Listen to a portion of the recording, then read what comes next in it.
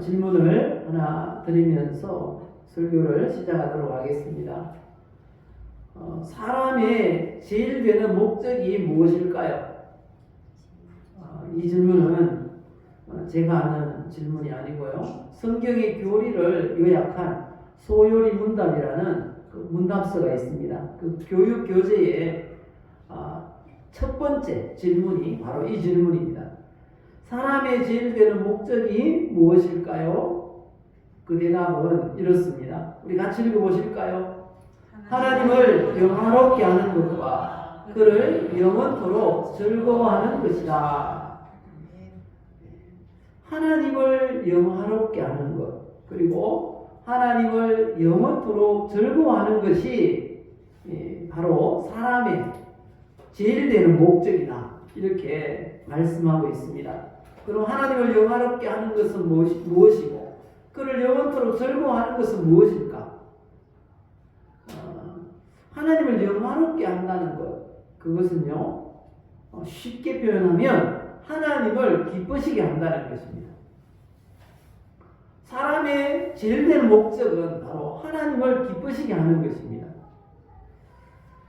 그렇다면 우리가 어떻게 하나님을 기쁘시게 할 수 있을까요? 하나님께서 기뻐하시는 일을 우리가 한다면 하나님이 기뻐하시지 않을까요? 그렇다면 하나님께서 기뻐하시는 일은 또 무엇일까요? 하나님 뭘 기뻐하실까요? 성경에 보면 하나님이 이런 걸 기뻐하신대요. 성경에 분명히 나와 있어요. 하나님이 기뻐하시는 일이 뭘까? 그 첫 번째가요, 바로 예배라는 것입니다. 이 예배를 하나님이 그렇게 기뻐하신답니다. 로마서 12장 1절에 말씀하세요. 하나님이 기뻐하시는 예배가 어떤 예배인지 읽어보실까요? 그러므로 형제들아, 내가 하나님의 모든 자비하심으로 너희를 권하노니 너희 몸을 하나님이 기뻐하시는 거룩한 산 제물로 드리라. 이는 너희가 드릴 영적 예배니라. 아멘. 구약의 제사를 비교해서 신약의 예배, 참된 예배가 어떤 것인가를 우리에게 알려주는 말씀입니다. 구약시대 제사는 제물로 뭘 드렸습니까? 짐승을 드렸어요. 소도 드리고 양도 드리고 염소도 드리고 비둘기도 드렸어요. 또 고운 이 가루도 드렸어요. 그런데 신약의 예배는 달라요. 어떤 차이가 있습니까? 뭘 드리라고 합니까? 너희 우리 몸을 드리랍니다. 몸은 원어로 보면 소마라고 되어 있는데요. 우리 전체를 말합니다. 우리를 가리킬 때 당신은 누구요? 이렇게 물었어요. 그러면 나는 누구지? 그러면 내 전체가 떠올라야 된다는 거죠. 내 생각과 내가 지금 하고 있는 일과 또 나를 설명할 수 있는 모든 것, 바로 그것입니다. 여기서 너희 몸을 하나님이 기뻐하시는 거룩한 산 제물로 드리라 이렇게 말씀하시는데 우리 전체를 드리라는 것입니다. 우리의 마음도 드리고요, 우리의 소유도 드리고요, 우리의 재능도 드리고요. 그게 바로 하나님이 기뻐하시는 예배라는 것입니다. 영적 예배라고 되어 있는데 오늘을 보면요, 합당한 예배라는 것입니다. 합당한 예배, 하나님이 받으시기에 합당한 예배, 그건 바로 우리의 전부를 드리는 것입니다. 그런 예배를 하나님이 기뻐하신답니다. 소요리 문답 1문의 1답, 사람의 제일 되는 목적이 무엇인가? 그 대답은 하나님을 영화롭게 하는 것과 그를 영원토록 즐거워하는 것이다. 이렇게 말씀하셨는데요. 하나님을 영화롭게 하는 것은 하나님을 기쁘시게 하는 것이다. 이렇게 말씀을 드렸어요. 그러면 하나님을 영원토록 즐거워하는 것은 어떻게, 무슨 어떻게 하는 것이 하나님을 영원토록 즐거워하는 것일까요? 그것은 모든 일을 할 때 기쁨으로 하는 것입니다. 하나님 앞에 드리는 모든 것을 기쁨으로 하는 것. 예배도 어떻게 해요? 기쁘게. 찬양도 어떻게 해요? 기쁘게. 기도도 어떻게 해요? 기쁘게. 봉사도 어떻게 해요? 기쁘게. 기쁘게 하는 것입니다. 하나님이 일을 한다고 하면서 막 불평, 불만을 쏟아내면서 억지로 죽지 못하세요. 그러면 하나님이 기쁨 받으실까요? 아니라는 거예요. 예를 들어 봅시다. 부모님이 생신을 맞았다든지 뭐 환갑이라든지 칠순이라든지 팔순이라든지 이런 기념일이 되었어요. 근데 자녀들이 인상이 영 좋지가 않아. 분명히 잔치는 하는데 잔치가 아니에요. 자녀들이 하나도 안 기뻐해. 즐겁게 하지 않아요. 불평불만을 막 쏟아내면서 그렇게 하는 거예요. 그러면 잔치상에 앉아있는 부모님의 마음이 어떨까요? 막 기쁘겠죠? 그래 이놈들 그렇게 맛 좀 봐라 막 이런 마음일까요? 그렇지 않다는 거예요. 얼마나 불편한 자리가 되겠습니까? 하나님 앞에 예배 드리는 것도 똑같다는 것이죠. 그렇지 않겠습니까? 우리 한번 좌우 보시고 인사합시다. 기쁘게 예배 드립시다. 뭐든지 기쁘게 해야 돼요. 즐겁게 해야 돼요. 억지로 하면 나도 안 좋고 하나님도 기뻐하지 않으시고요. 그 예배가 하나님 앞에 들어지지 않을지 저는 모르겠어요. 가인과 아벨의 제사 가장 큰 차이가 뭘까요? 바로 이것입니다. 기쁘게 드리는 거예요. 기쁘게. 우리 하나님께서 기뻐하시는 예배는 바로 그런 것입니다. 우리 몸을 그냥 다 드리는 거예요. 다 드리는 거예요. 아끼지 말고 드리는데 뭐가 기쁘지 않겠습니까? 또 우리가 다 받았잖아요. 우리 주님으로부터 다 받았어요. 다 받았습니다. 받지 않은 것이 없습니다. 그렇기 때문에 우리도 모든 것을 하나님 앞에 즐거운 마음으로 아낌없이 드리는 것입니다. 시간도 아낌없이 드리고요. 물질도 또 최선을 다해서 드리고요. 섬김도 최선을 다해서 하시고요. 힘이 있을 동안에 최선을 다해서 그냥 기쁨으로 하는 것입니다. 그렇게 하다 보면 하나님의 은혜가 우리 가운데 넘치는 것입니다. 그렇게 믿으시죠? 우리가 구약의 예배가 어쩌면 그 예배 자리가 끔찍합니다. 동물을 데리고 와서 제사장이 그 죄인에게 안수를 하고 동물에게 안수를 합니다. 이 사람의 죄가 이 동물에게로 전가될지어다 이렇게 하면은 그 죄가 동물에게로 갔어요. 그 사람의 죄가. 그러면 그 제사를 드리려고 동물을 끌고 왔던 사람에게 칼을 줍니다. 그리고 동물을 찌르라고 합니다. 동물을 찌릅니다. 그러면 피가 그냥 팍 솟아 나오는 거예요. 동물을 가지고 온 사람이 피에 다 젖어요. 그런 게 제사라는 것입니다. 그 피에 젖어가지고 동물이 또 쉽게 죽습니까? 목 한 번 찔렀다고 죽을까요? 안 죽어요. 날뛰고 막 난리예요. 그런 가운데서 그걸 끝까지 잡아가지고 토막을 내가지고 그렇게 불태워서 올려드리는 게 예배라는 것입니다. 구약의 예배. 오늘날의 예배도 전쟁과 같아요. 우리의 삶의 환경이 그렇게 호락호락하지 않잖아요. 늘 기쁨으로 제사 드릴 수 있는 그런 환경이 아니잖아요. 그럼에도 불구하고 기쁨으로 주님 앞에 나와서 기쁨으로 올려드리는 것입니다. 그런 예배를 드릴 때 우리 하나님께서 우리를 기뻐 받으시는 것입니다. 믿으십니까? 시편 69편에 말씀하세요. 하나님이 기뻐하시는 제사가 어떤 것인가? 또 읽어보시면요. 내가 노래로 하나님의 이름을 찬송하며 감사함으로 하나님을 위대하시다 하리니, 즐겁게 찬양하고 감사함으로 예배드리는 거죠.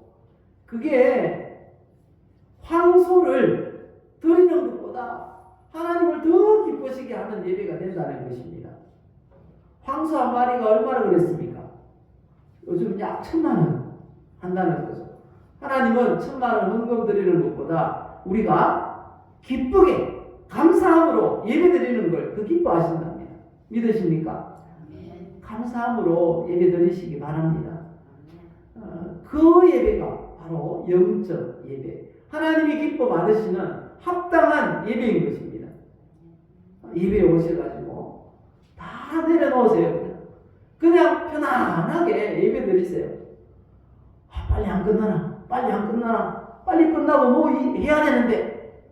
그렇게 하면요, 하나님이 절대로 기뻐하지 않습니다. 우리가 예배 드리는 그 시간은 다 내려놓으세요. 그냥 주일은 아예 뭐 빼놓는 게 최고죠. 그냥 다른 계획을 잡지 마세요. 그러면 편안하게 감사함으로 기쁨으로 예배 드릴 수가 있는 것입니다. 우리 하나님 앞에 온전히 기쁨으로 드림으로 황소를 드리는 것보다 하나님이 더 기뻐 받으시는 우리들의 예배가 될 수 있기를 예수님의 이름으로 축복합니다. 그리고요, 하나님이 기뻐하시는 건 두 번째, 뭘 기뻐하신다고요? 전도로 영혼을 구원하는 것을 하나님이 기뻐하신다 말씀하십니다. 이 성경에 분명히 말씀하고 있어요. 고린도전서 1장 21절 이 말씀을 보시면요, 하나님의 지혜에 있어서는 이 세상이 자기 지혜로 하나님을 알지 못하므로 하나님께서 전도에 미련한 것으로 믿는 자들을 구원하시기를 기뻐하셨도다, 이렇게 말씀하십니다. 세상 사람들이 똑똑하고 지혜로운 것 같은데요, 지혜가 없어요. 자기 지혜로 구원받지 못한다는 거예요. 그래서 하나님께서 가장 기뻐하시는 일은 전도해서 영혼을 구원하는 것이라고 분명히 말씀하고 있습니다. 성경은 죄인 한 사람이 회개하고 예수 믿는 것, 그것을 우리 하나님이 가장 기뻐하신다고 그렇게 말씀하세요. 누가복음 15장 보시면 내가 너희에게 이르노니 이와 같이 죄인 한 사람이 회개한다는 건 예수 믿지 않는 사람이 예수 믿는 것입니다. 그러면 하나님의 사자들 앞에 기쁨이 된다.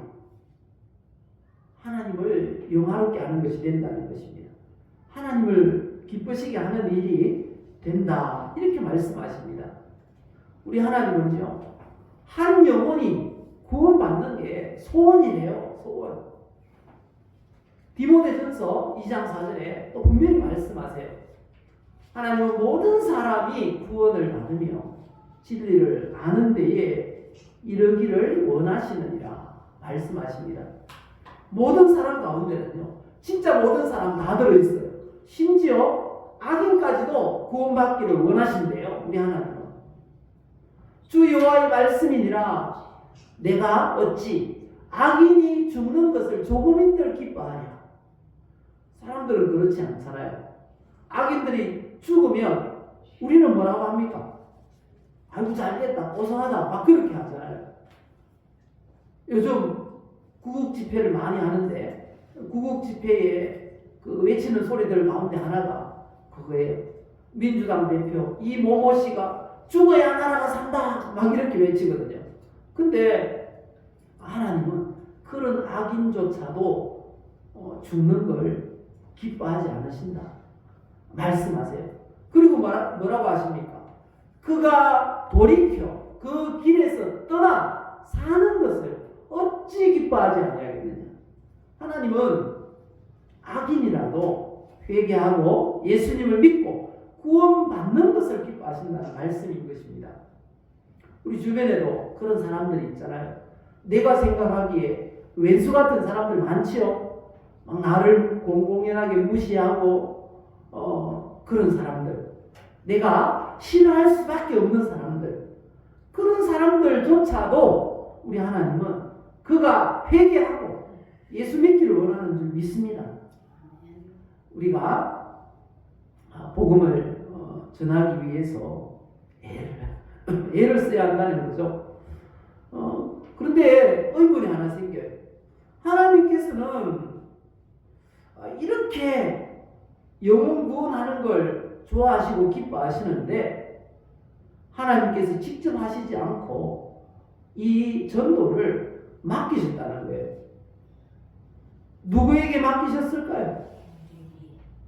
바로 저와 여러분들, 우리 성도들에게 맡기셨어요. 그렇게 하나님이 기뻐하시고 하나님이 소원하시는 그 전도를 성도들에게 맡기셨다는 겁니다. 우리 교회에 맡기셨어요. 그리고 일만 맡기신 게 아니에요. 책임까지 맡기셨어요. 하지 못하면 책임을 져야 한다고 그렇게까지 말씀하고 계십니다. 에스겔서 3장 16절 이하의 말씀을 보니까 그렇게 말씀하세요. 여호와의 말씀이 내게 임하여 이르시되 인자야 내가 너를 이스라엘 족속의 파수꾼으로 세웠으니 너는 내 입의 말을 듣고 누구를 대신하여? 나를 대신하여 하나님을 대신해서 우리 성도들의 위치가 바로 여기에 있습니다. 하나님을 대신해서 그들을 세상 사람들을 깨우치는 게 성도들이 할 일인 것입니다. 하나님을 대신해서 우리가 전도하는 겁니다. 얼마나 귀한 일인지 우리가 충분히 짐작할 수 있을 것입니다. 누구를 대신해서 해야 된다고요? 하나님을 대신해서 우리가 전도하는 것입니다. 그리고 놀라운 또 말씀을 하세요. 어깨 무거운 말씀을 하세요. 가령 내가 악인에게 말하기를 너는 꼭 죽으리라 할 때에 네가 깨우치지 아니하거나 말로 악인에게 일러서 그의 악한 길을 떠나 생명을 구원하게 하지 아니하면 그 악인은 그의 죄악 중에 죽으리와 내가 그의 핏값을 네 손에서 찾을 것이고 우리가 전해서 복음을 전했는데 안 믿으면 그래서 지옥 간다면 우리는 거기에 대한 책임이 없어요. 반대로 네가 악인을 깨우치되 그가 그의 악한 마음과 악한 행위에서 돌이키지 아니하면 그는 그의 죄악 중에서 죽으려니와 너는 내 생명을 보존하리라. 이 두 구절 보면 말씀이 그래요. 우리가 전해서 안 믿는 건 책임이 우리에게 없다는 거예요. 하지만 전하지 않아서 그 사람이 지옥 간다면 거기에 대한 책임을 누구에게서 찾는다고요? 우리에게서 찾는다고 말씀하고 있는 것입니다. 그래서 우리에게 전도라는 아주 중요한 일을 맡기셨어요. 하나님을 대신해서 영혼을 구원하라는 것입니다.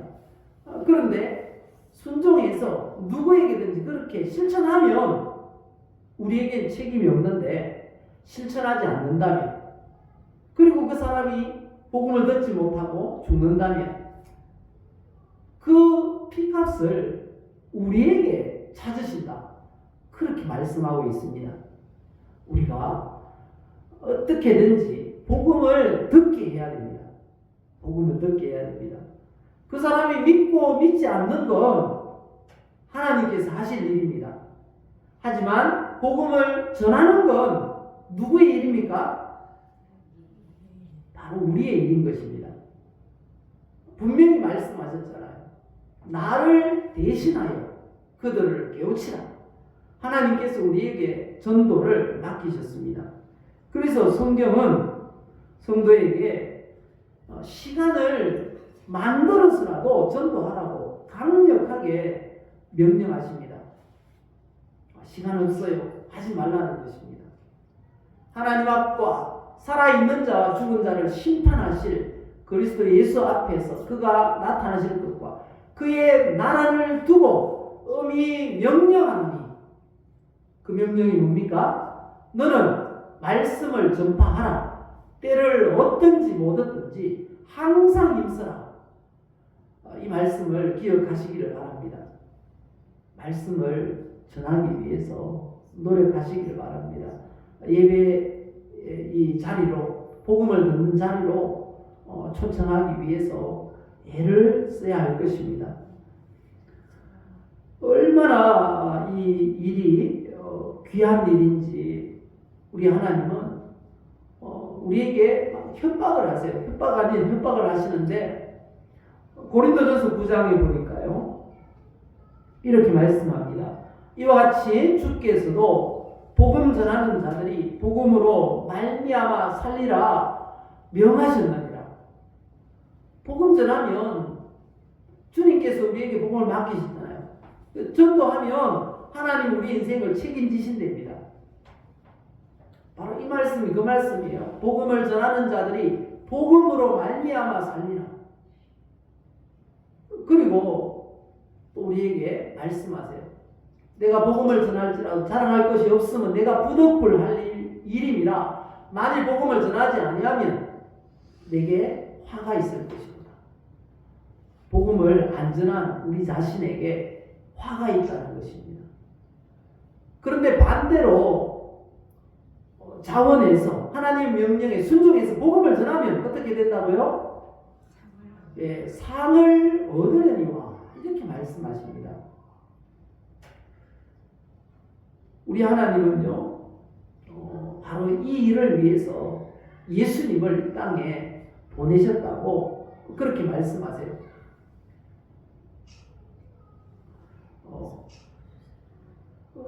마가복음 1장 38절에 보면요, 예수님이 이곳저곳 전도하시면서 그렇게 말씀하셨어요.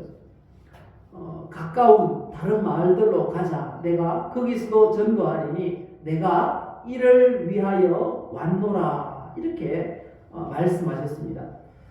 그렇게 원하시고 또 영혼 구원하기를 원하세요.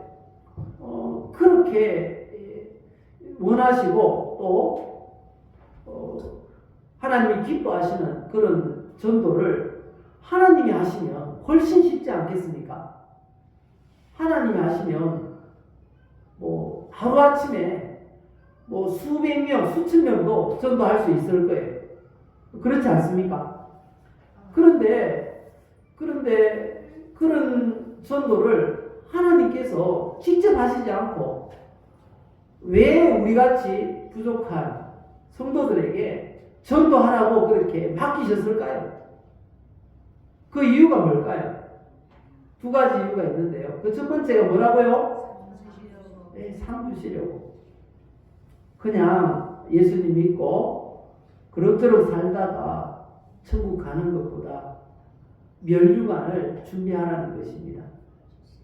우리가 이 땅에 살아가는 이 삶은 기회입니다. 기회.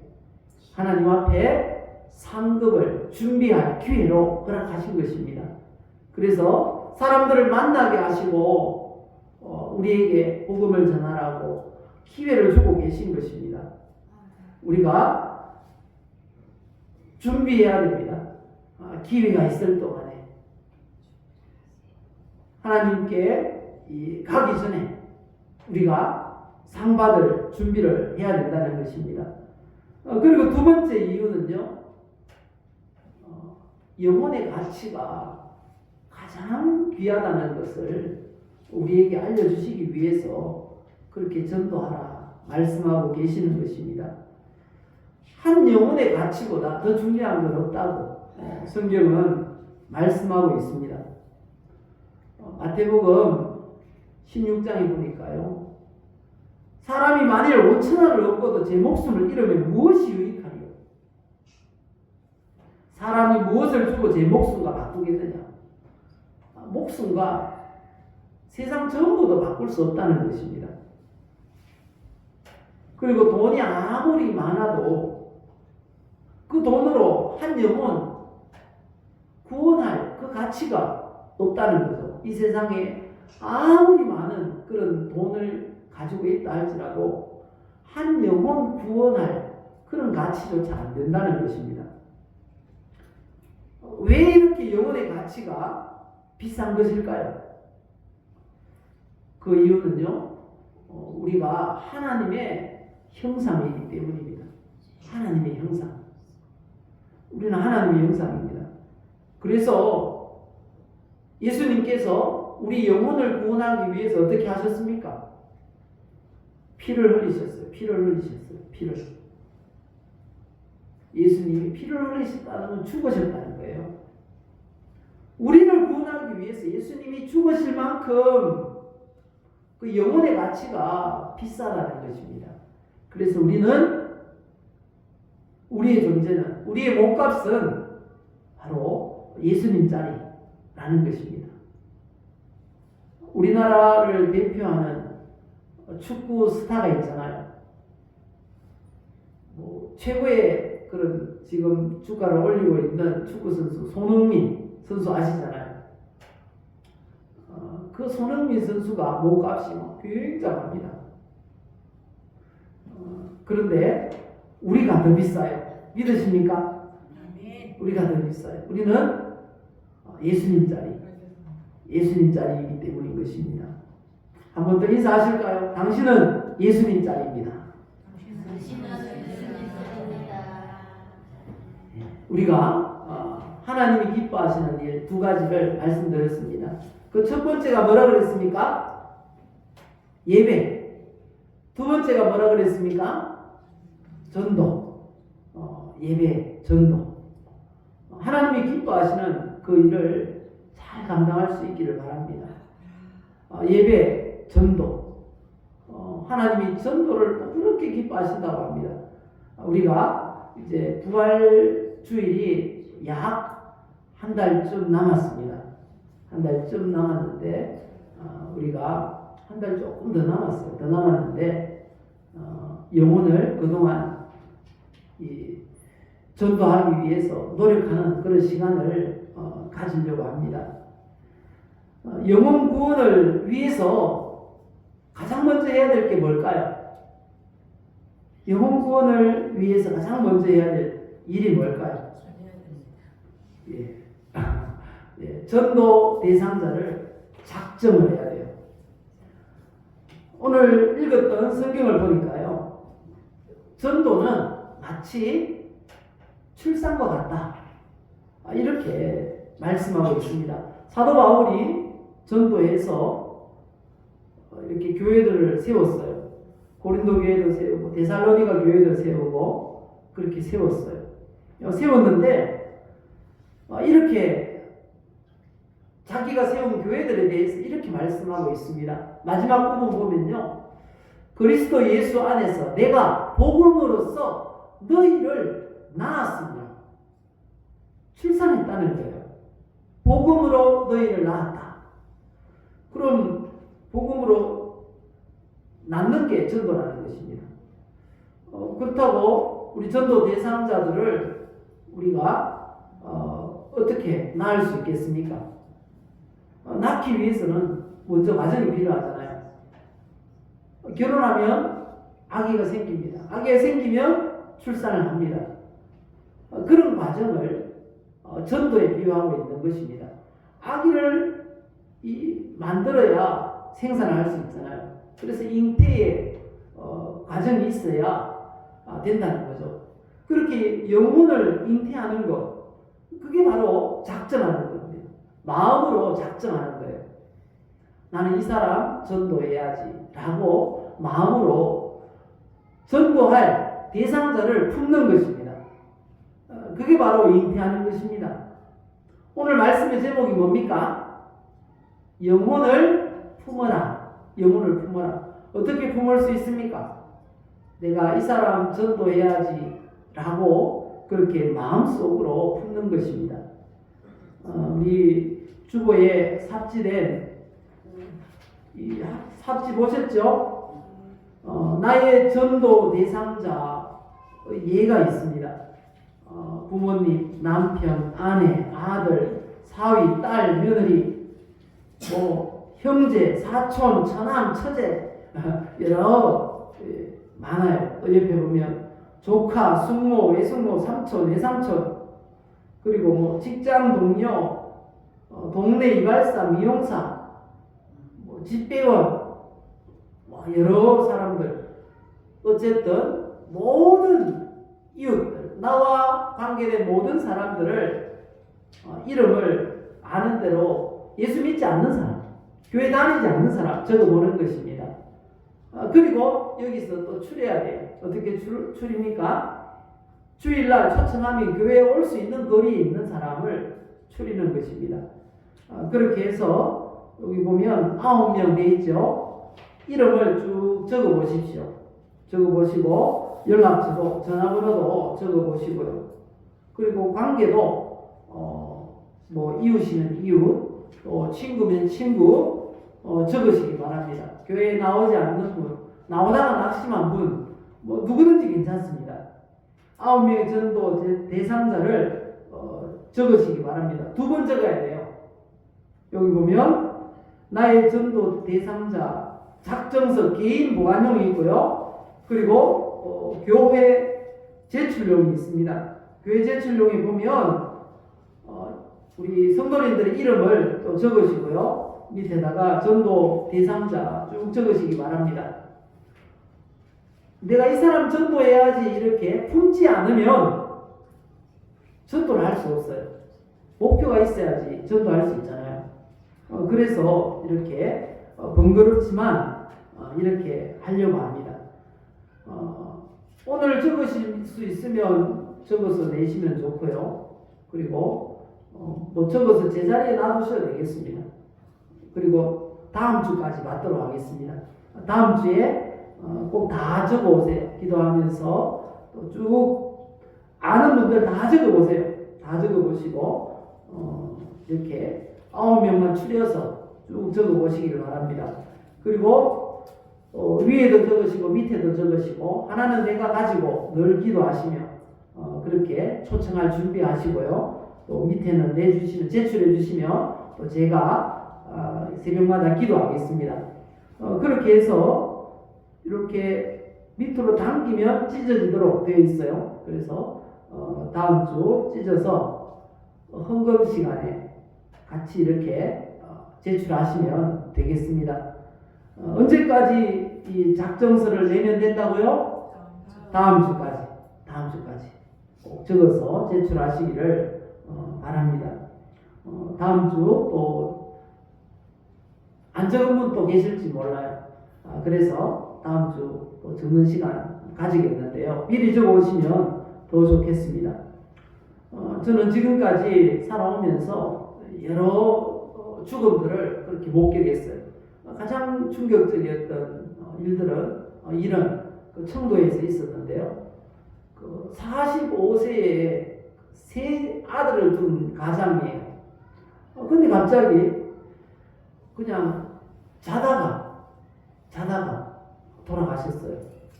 새벽 기도하는데 참여하고 있는데 제가 담당하는 교구의 성도님이었어요. 집사님이었어요. 전화가 온 거예요. 새벽에. 이 새벽에 웬 전화야 하면서 받았는데 남편이 움직이지 않아요. 그렇게 전화가 왔어요. 가보니까 돌아가셨어요. 그냥 돌아가셨어요. 굉장히 건장한 분이에요. 키도 180이 넘고요. 아주 그냥 체격이 좋은 분인데 돌아가셨어요. 또 20대 초반에 제 형님 친구예요. 동네 분인데 전도하기 위해서 제가 종종 방문을 했는데 다음 주 교회에 오실 수 있도록 제가 모시러 갈게요. 이렇게 하고 약속을 했어요. 그리고 와서 한 주간 제 삶을 살다가 다음 주에 가니까 집이 비었어요. 어떻게 이렇게 집이 비었지? 하면서 내가 잘못 왔나? 주변에 알아보니까 며칠 전에 죽어서 장사를 지냈다는 거예요, 벌써. 그리고 이사 가버렸다는 거예요. 그런 황당한 일도 있었습니다. 우리가 알 수 없어요. 언젠가는 헤어질 수 있다는 거죠. 내가 천국 갈 수도 있고, 아니면 복음 듣지 못한 주변에 내가 전도해야 될 그 사람이 언젠가 떠날 수도 있다는 거죠. 우리는 항상 준비를 해야 됩니다. 전도 대상자로 이름을 적어 놓으시고요. 늘 기도해야 되는 것입니다. 복음 듣는 자리로 오게 하옵소서 기도하시고 꼭 적어서 제출하시길 바랍니다. 그리고 초청하기 위해서 최선을 다하시기 바랍니다. 일부러 그런 날을 잡았어요. 부활주일이라든지 성탄절이라든지 추수감사주일이라든지 이런 날 초청하려고 그렇게 노력합니다. 왜냐하면 교회의 명절이야, 절기야, 꼭 한 번만 와줘 이렇게 해서라도 초청할 수 있도록 하기 위해서 그렇게 하고 있습니다. 그래서 최선을 다해서 우리가 전도하기에 힘쓰시고요. 가장 귀한 일입니다. 이거보다 더 귀하고 좋은 일이 어디 있습니까? 생명 살리는 일인데 우리가 최선을 다하시기를 바랍니다. 그래서 올해는 꼭 우리의 전도 대상자들이 예수 믿는 그런 놀라운 은혜가 있도록 우리 노력합시다. 노력하고 하나님이 열매를 주실 줄 믿습니다. 그렇게 되시기를 예수님의 이름으로 축복합니다.